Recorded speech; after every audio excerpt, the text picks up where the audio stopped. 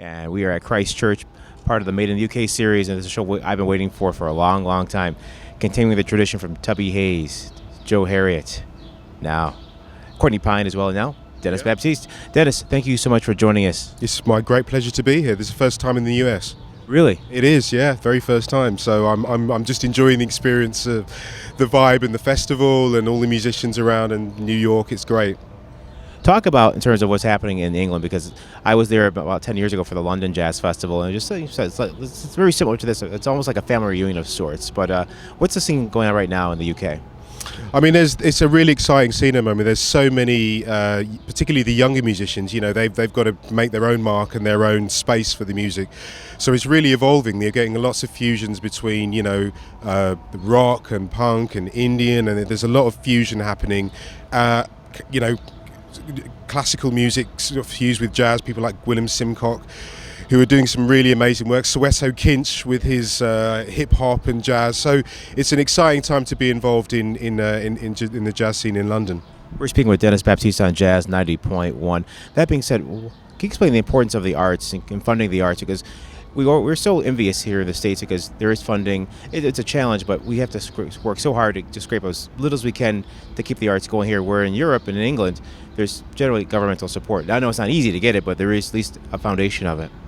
I think the government support is really, really vital to keeping the musicians working, and also giving the audience some really engaging music and arts to see and hear.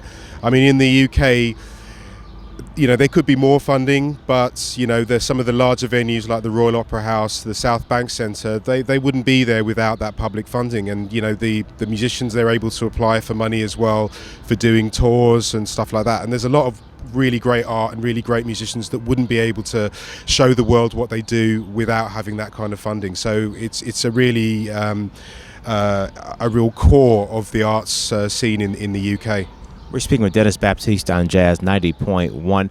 And that being said, so with your work as a musician as well as helping people be able to produce shows like this over here, it's going to be an interesting challenge. You're an artist, but also you're helping artists. Yeah, I mean, I have a job with the Arts Council England. I mean, that's my other thing that I do, and one of the reasons why, well, the main reason why that I'm there is to really push the agenda of jazz, within the arts, and to really get that money out there, and also to let the musicians know that there is money, there is support available. And I've been there for a long time, so I know how to help them and advise them to get the money in. Yeah, I mean, it's a really important thing for me to do as a piece of work, but it's juggling the two. But it makes me appreciate being a musician when I'm in the office, and it makes me appreciate being in the office when I'm a musician, because it's great to have that real broad experience. We're speaking with Denys Baptiste. He's got a set coming up in about 15-20 minutes. So we'll let you get eating, get you settled in, and get you ready for the second set. Thank you so much. Thank you very much for having me.